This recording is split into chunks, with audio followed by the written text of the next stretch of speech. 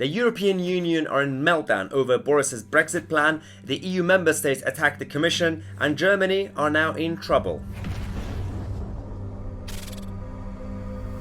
Well, hello everybody and Happy New Year. I hope you had a great break, something which can't be said about the European Union these days because they're in a complete meltdown and they're fully divided. And it's very interesting because since the whole 2016 Brexit vote, the one good thing that the EU had was its unity. You had the European Parliament, the Commission, the EU member states, all united behind the same centralised message from Brussels. And it was actually, in fact, the UK, thanks to Theresa May's leadership, the civil service, the UK Parliament, the media, that were all over the place, divided. But things are completely flipped. It's interesting how a change of prime minister could have this much impact over this whole game. Now, in this video, we're going to talk about why the EU are having this meltdown and what is exactly going on with Germany and Ursula Von Der Leyen, the new head of the EU Commission. But before we continue, if you enjoy the content, if you haven't subscribed, make sure you click on the subscribe button and the bell next to it so you get notified when we release a new video. Towards the end of this video, we're going to also give you the full information of the Brexit victory rally that we are organizing for the 15th of January in a couple of weeks time from now. The tickets are selling out. So make sure you watch to the end of the video so I'll give you more information about that. Now, let's begin. Now, until now, the EU 27 member states have occasionally criticized the approach that Brussels have had when it comes to the Brexit process. But in fact, they were always voting and supporting the same team until now, because we have a number of countries who are actually speaking out publicly about this. Yes, there are a couple of countries, especially Hungary, who are now completely kicking off. Two of their senior ministers have now attacked Brussels' approach because the way they have been treating the UK and Boris Johnson as Prime Minister. We have a situation where Tamás Menzer, who is the Hungarian State Secretary for Information and International Representation, is saying that the way Brussels have been treating Boris is unacceptable. The British people made their decisions and we can find a successful solution.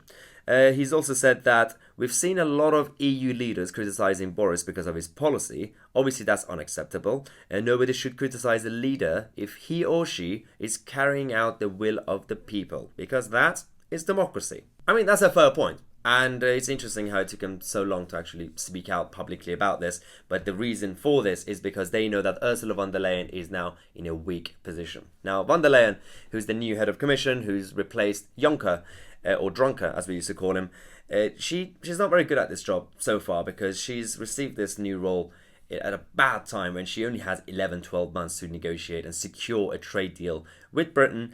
And she knows that there's not enough time for that. And because Boris Johnson has now created this hard deadline of December 2020, she's now begging Boris to consider extending that transition period. Yes, Ursula von der Leyen has told a French newspaper that it would be reasonable to evaluate the situation mid-year and then, if necessary, agree on extending the transition period. She's also told a German magazine that this whole deadline of 31st of December worries her a lot. She said that the deadline is worrying me a lot because the time is extremely short for the mass of issues that we have to negotiate.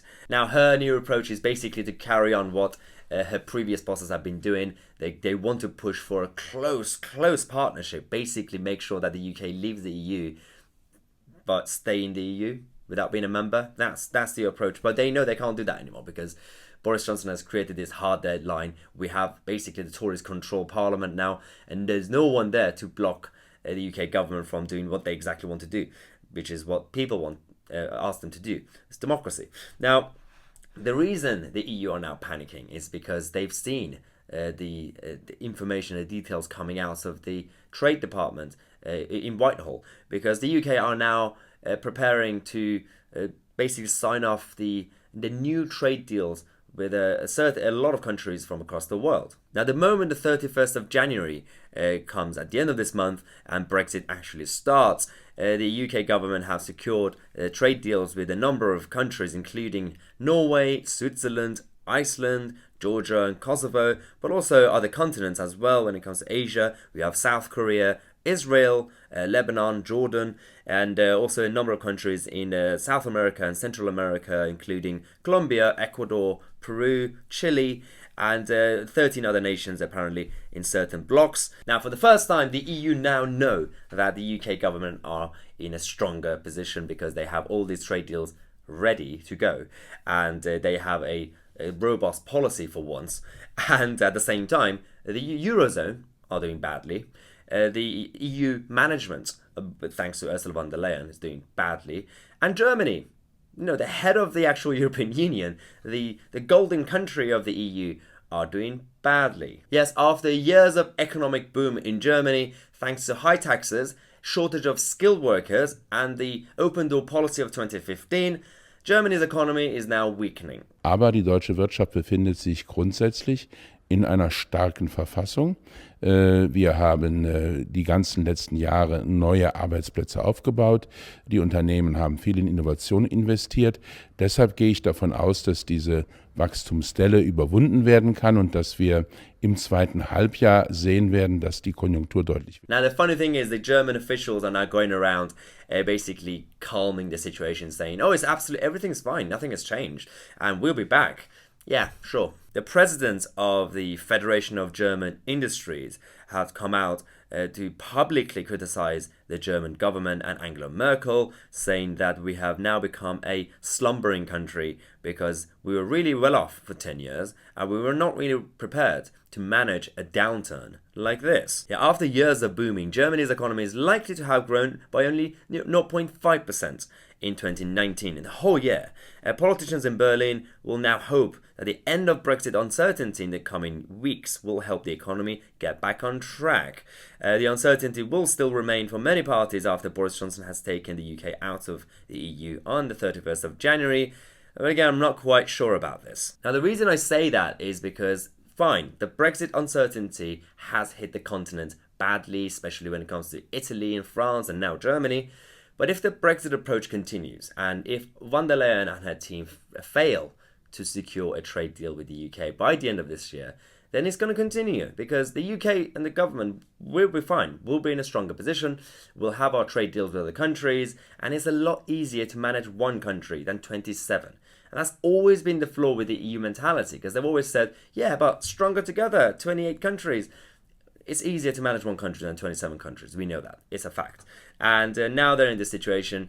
And von der Leyen, in order to make money for this extraordinary cost of a post-Brexit scenario, she's now cutting the budget for the poor in Europe. Yes, in order to find extra funding, not only for the post-Brexit scenario, but also for this idiotic European defence project, they are now cutting a budget for the poor. The European Commission is trying to cut EU funding for the continent's poorest people by half in order to secure a post-Brexit cost savings and more for their defence projects. And this whole situation, when you have the president of the European Food Banks Federation saying that I think we must do better for the poorest of the poor, we cannot accept that we must deliver half or 60% of the food that they receive now, and the explanation is that the overall budget of Europe needs to be tightened up. And he says that obviously Brexit is one of the arguments, and there is a need for strengthening the defence of Europe, but this could have an impact on health and everything else when it comes to Europe. And it is a false economy to save on the poor. Now, this is my message to all these left-wing Remainers who pretend and think that, yes, the European Union is this compassionate project that care about the people of Europe. Seriously, they don't care. It's always been about this United States of Europe project. It's always been about creating this one main umbrella to basically rearrange society and manage everything centrally. They don't care about anyone. They only care about themselves and their ideology. So this is the situation we have with these guys, and we have a lot to talk about in the next few days. So make sure if you haven't subscribed, click on that subscribe button and the bell next to it. Now, we do have our own event in a couple of weeks' time, the Brexit Victory Rally, and to say thank you to you guys for supporting this channel. We've reached 100,000 subscribers. We have obviously a number of special guests joining us. We have Talk Radio's Mike Graham, the Conservative MPs Steve Baker and Nigel Evans, but also the co-founder of the Vote Leave campaign, Douglas Carswell. We do also have some surprise guests, including, well, this is not going to be a surprise, I'm going to say it now, Alex Phillips, the Brexit MEP, and a number of others as well who are going to be joining us as guests. I'll put the link in the description. Tickets are selling out fast.